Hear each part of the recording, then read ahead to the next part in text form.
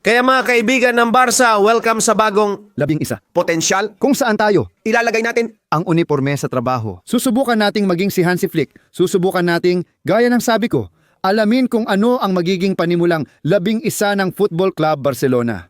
Pero bago yan, gaya ng dati, pindutin mo na ang like button at mag-subscribe ka sa Barca ngayon dahil dinadala namin sa iyo ang pinakamahusay na impormasyon. At ngayon, kasama ang potensyal na 11 na yan para harapin ang koponang Aleman. Bago tayo magpatuloy sa potensyal na 11, gusto ko lang ipaalam na gamit namin ngayon ang bagong plataforma ng Big App. Isang kabaliwan para sa mga football fans. Bukod sa panonood ng mga laban ng Barca ngayon ng live, meron din silang isang napaka-espesyal na bagay at yun ay maaari kang gumawa ng mga prediksyon ngayon din. Makikita mo na sobrang dali lang mula sa link na ibibigay ko sa iyo, kailangan mong pumasok at magparehistro. Pagkapasok mo, pumunta ka sa kaliwa ng big box para makita ang katalogo ng mga virtual na barya na pwedeng bilhin. Ako, halimbawa, bumili ako ng pinakamababa na 250 dahil bawat prediksyon ay nagkakahalaga ng 100 big box. Pagkatapos nito, pumunta ka sa Barca, idagdag sa paborito, pumunta sa laban at sa Barca Eintracht makikita mo lahat ng prediksyon.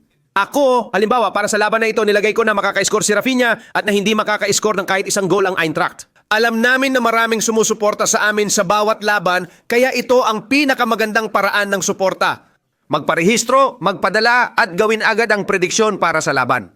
Siya nga pala, kung tama ang iyong hula, magagamit mo ang perang yon sa mga Amazon gift card. Sa ngayon, dahil sa susunod, papayagan ka na rin ng platform na ma-withdraw ang perang yon. Sa lahat ng sasali, magpaparaffle kami ng isang astig na hoodie mula sa Barca Hoy Project. Bukod dyan, lahat ng gagawa ng prediksyon ay kasali sa 25,000 raffle astig. Diba? Tuloy tayo sa... Si Cubarsí sa gitna, kasama si Gerard Martin. Nakikita nyo na ba sa screen sina Gerard Martin at Cubarsí? Si Koundé sa depensa? Para sa akin, ito na ang pinakamagandang depensa natin ngayon. Kung isa sa alang-alang na, ayun, wala si Ronald. At si Eric Garcia ay maganda ang ipinapakita sa gitna ng field. Ano? At sa tingin ko, halos wala talagang duda na ito na ang magiging perpektong depensa para ngayong gabi. Pero gaya ng lagi naming sinasabi, ilagay mo sa komento ang depensa mo o gustong maging team kahit ano pa yan.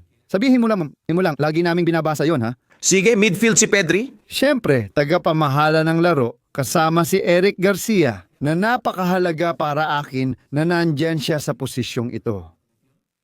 At umaasa rin ako na sa unahan ay nandoon si Fermin Lopez.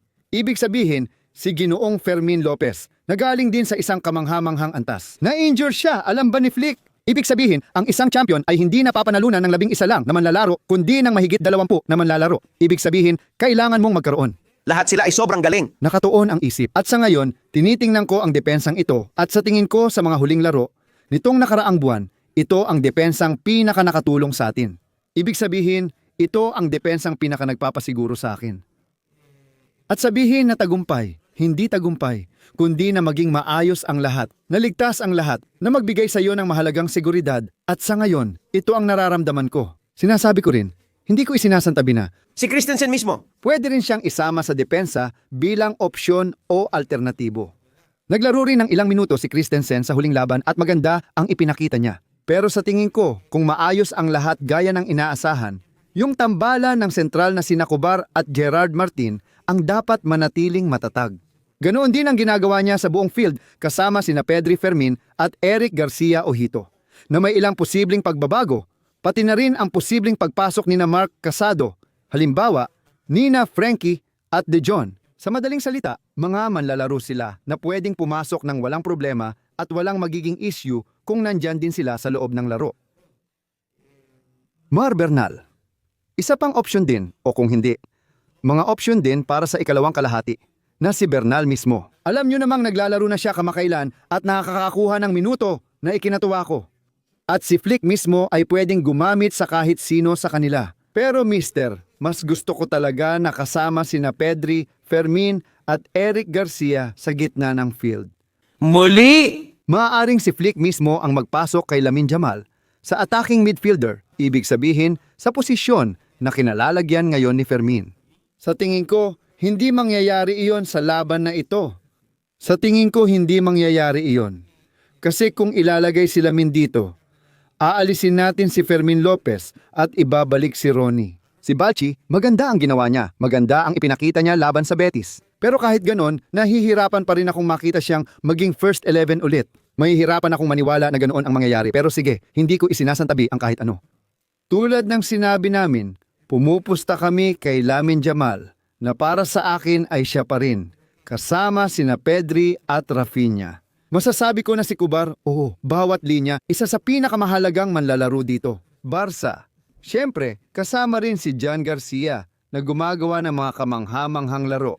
Ang presensya ni Lamine Yamal sa 11 ay nagbibigay ng ganoong posibilidad sa Barca. Hindi na ang bata ay pwedeng magpalit o magbago rin ng posisyon mula kanan papuntang kaliwa, mula kaliwa papuntang attacking midfielder. At yun ang nagbibigay sa iyo ng kaginhawaan na maaaring wala ang ibang koponan, di ba? At ang Barca ay meron yan dahil napakagagaling ng mga manlalaro nila. Mga manlalarong sobrang top.